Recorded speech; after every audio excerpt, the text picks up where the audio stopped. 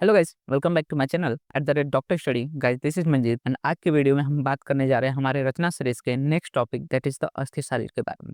इससे पहले हम लोग ने 3 टॉपिक्स के बारे में बात कर लिया है, जिसमें हम लोग ने शरीर उपक्रम, परिभाषा शरीर और गर्भ शरीर के बारे में देखा। आज हम बात करेंगे अस्थि शरीर। अब ये जो अस्थि शरीर है वो बेसिकली एग्जाम में 4 मार्क्स के लिए आपको आने के चांसेस हैं, लेकिन मेरा ऐसा पर्सपेक्टिव है कि ये 5 मार्क्स तक आ सकता है, मतलब कि एक एसएक्यू इस पे बन सकता है।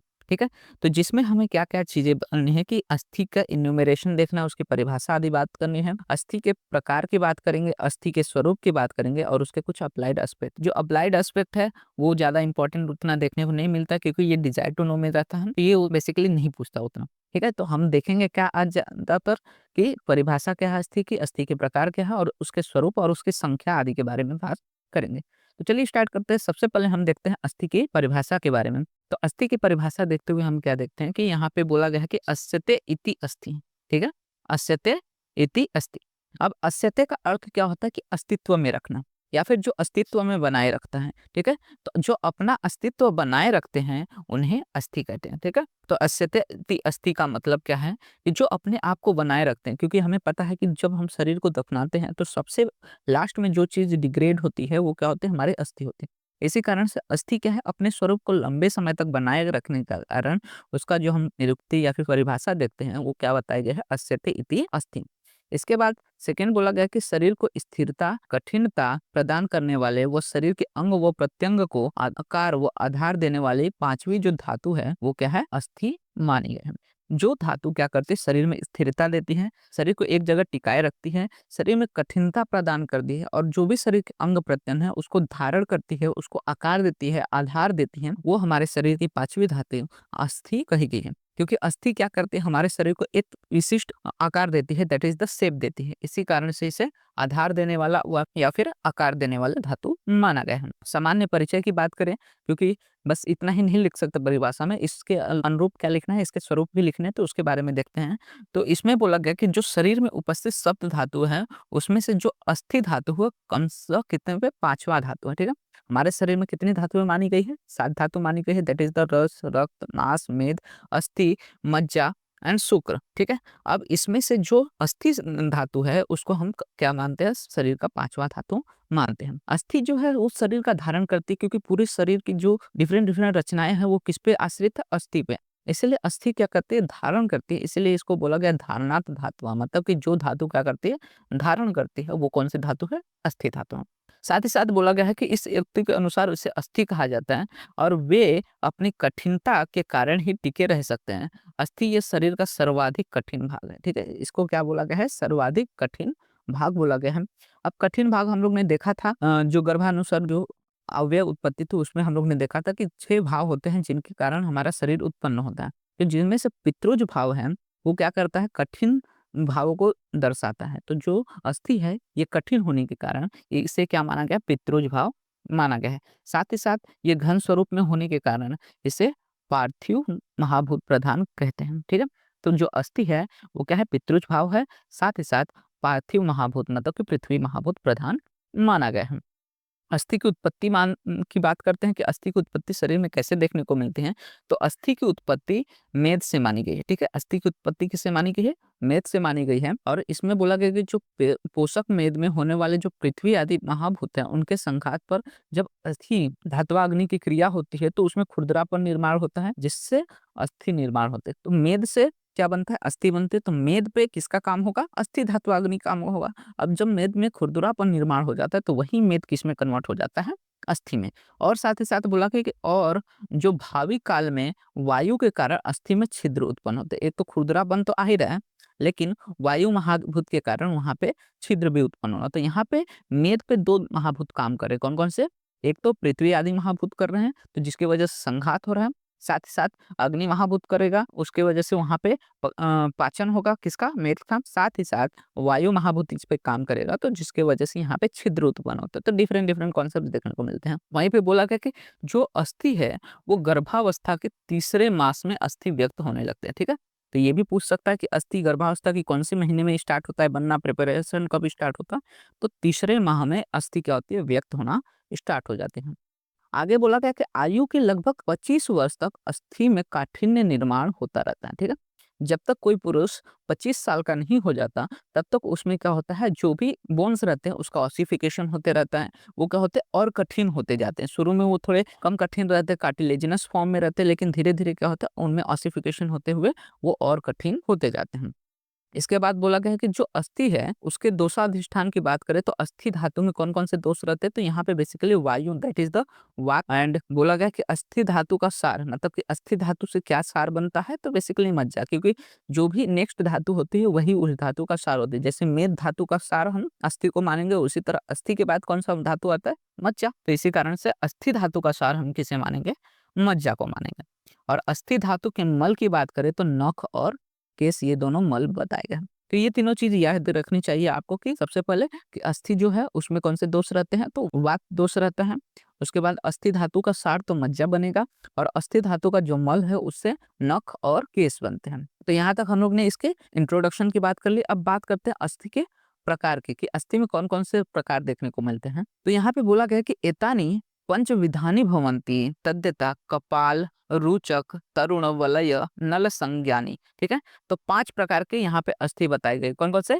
कपाल अस्थि, रुचक अस्थि, तरुण अस्थि, वलय अस्थि और नलक अस्थि, ठीक है। तो इस तरह से 5 प्रकार जो है यहाँ पे हमें देखने को मिलते हैं अस्थि के। लेकिन सुश्रुत ने एक और प्रकार की अस्थि बताई है, जिसको उन्होंने अणु अस्थि या फिर शॉर्ट बोन्स या फिर स्मॉल बोन्स, ये छठा प्रकार बताया।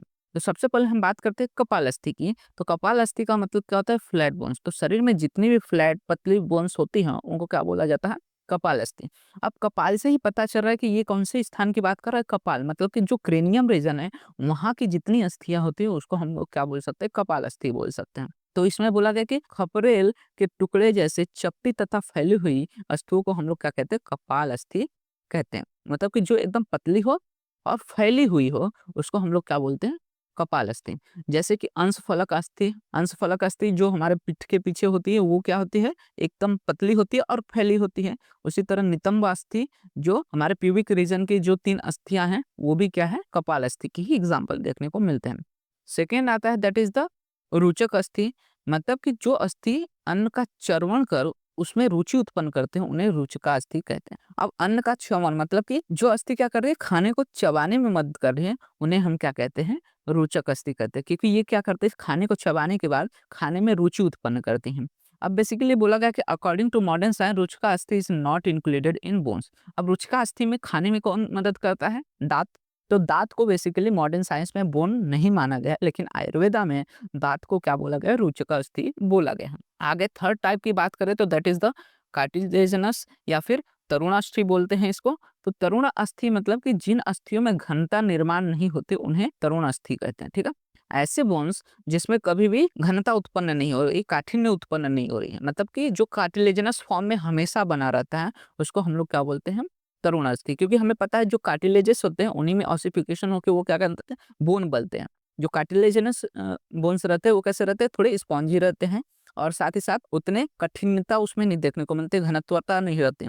लेकिन वो जब ऑसिफाइड हो जाते हैं तो वो जो बोन बनता है वो कैसे होता है, एकदम कठिन रहता है। तो वही बोला गया कि जो बोन में या फिर जो अस्थि में कठिनता नहीं उत्पन्न होती उसको हम लोग क्या कहते हैं, तरुण अस्थि कहते हैं। जैसे कि श्वास प्रणाली, फिर नासापालिका और कर्णपालिका, मतलब कि जो ईयर पिन हो गया, नोज के जो टेपरिंग एंड्स हो गई, या फिर श्वास प्रणाली जो हमारे रेस्पिरेटरी सिस्टम के बोन्स हैं दैट इज द जो कार्टिलेजेस हैं वो सब किस में आ जाते हैं, तरुण अस्थि में आ जाते हैं। अब यहाँ पे बोला गया कि जो तरुण अस्थि है उन्हें भी बोन्स में इंक्लूड नहीं किया गया है इन द मॉडर्न साइंस। तो 2 अभी तक देख लिए कि न तो रुचिका अस्थि को मॉडर्न साइंस ने बोन्स में इंक्लूड किया है, न ही तरुण अस्थि को। इसके बाद फोर्थ हम देखते हैं दैट इज द नलिका अस्थि के बारे में। तो जो अस्थि नलिका के समान गोलाकार होती है और जिनमें अवकाश होता है उन्हें नलिका अस्थि कहते हैं। अब नलिका मतलब क्या, पाइप लाइक समझ लो। तो पाइप क्या होता है, अंदर से पूरा खोखला होता है और गोलाकार होता है और लंबी होती है। तो उस प्रकार की अस्थियों को क्या बोला जाता है, नलिका अस्थि कहा जाता है। तो जितने भी इसमें बड़ी बड़ी अस्थियां आते हैं, ठीक है, जो जो लंबी लंबी अस्थियां हैं वो सब किस में आ जाते हैं, नलिका अस्थि में आ जाते हैं। जैसे कि प्रकंडास्थि हो गया, जैसे कि ह्यूमरस हो गया, और उर्वास्थि मतलब कि फीमर हो गया। तो ये दोनों किस में आते हैं, बेसिकली नलिका अस्थि में आते हैं। उसके बाद आता है दैट इज द वलय अस्थि। वलय का मतलब क्या होता है, कर्व। तो जो भी बोन्स कर्व्ड होती हैं उनको हम लोग वलय अस्थि ये कैसी होती है? वर्तुलाकार हो सकती है, मतलब टोटली गोल हो सकती है या फिर अर्धवर्तुलाकार हो सकती हैं। ये अस्थि कहाँ-कहाँ देखने को मिलते हैं? तो उरह में देखने को मिलते हैं, पृष्ठ में देखने को मिलते हैं, ठीक है? जैसे कि परशुका हो गया या फिर कशेरुका हो गया, जो वर्टेब्रे हो गए वो आ जाते हैं इसमें, या फिर परशुका दैट इज़ जो रिब्स हैं, वो सब किसमें आ जाते हैं? वलय अस्थि या फिर कर्व्ड बोन्स में। और जो सुश्रुत ने छठा प्रकार बताया है दैट इज़ द अण्व अस्थि, इसमें जितने भी छोटे-छोटे बोन्स आते हैं, ठीक है? वो सब किसमें आ जाएँगे? अण्व अस्थि। तो ये क्या बोला गया? ये अस्थि आकार में छोटे होते तथा मणिबंध एवं ग्वाल्फ इनमें पाए जाते हैं। तो मणिबंध और गुल्फ में जो कार्पेल्स होते हैं, वो सब किसके अंदर आ जाते हैं? अण्व अस्थि में आ जाते हैं। बेसिकली जो कार्पल्स होते हैं या फिर टार्सल्स होते हैं, उनको हम लोग अण्व अस्थि में कंसीडर कर सकते हैं। ठीक है, तो यहाँ तक हम लोग ने क्या देख लिया? प्रकार देख लिए। तो हम लोग ने कितने प्रकार देखे? कि मेन 5 प्रकार बताए हैं, लेकिन सुश्रुत ने एक छठा प्रकार बताया दैट इज़ द अण्व अस्थि।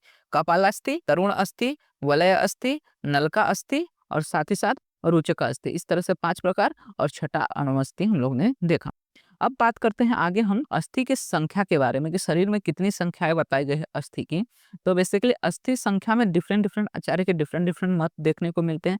जैसे कि जो चरक आचार्य तथा वेदकालीन जो ऋषि हैं, उन्होंने 360 अस्थियों की संख्या बताई है। कितनी बताई है? 360। तो ये पूछा जाता है, एमसीक्यू पर्पस बहुत ज़्यादा इंपॉर्टेंट है। उसमें क्वेश्चन आपको आ सकता है कि सुश्रुत ने कितनी अस्थि की संख्या बताई है, या फिर चरक आचार्य ने कितनी संख्या, या फिर बोल देगा कि 360 संख्या किसने बताई है। तो इस तरह से पूछा जा सकता है, तो इसलिए इसको याद कर लीजिएगा कि जो चरक आचार्य हैं या फिर वेदकालीन जो ऋषि हैं, उन्होंने कितनी बताई है संख्या अस्थि की? 360। लेकिन जो सुश्रुत हैं, उन्होंने सिर्फ अस्थि की संख्या 300 बताई है। और वहीं पे आधुनिक विज्ञान that is the modern science की बात करें, तो वहाँ पे हमें 206 अस्थियों की संख्या देखने को मिलती है।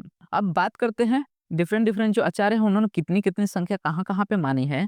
तो अपर लिम्ब में आधुनिक मत देखते हैं, मॉडर्न साइंस की बात करते हैं, तो अपर लिम्ब में 60 माना है, लोअर लिम्ब में 60 मिडल बॉडी में 50 और हेड, फेस और नेक इसको मिला के 36। तो इस तरह से टोटल कितने? 206 माने गए हैं यहाँ पे।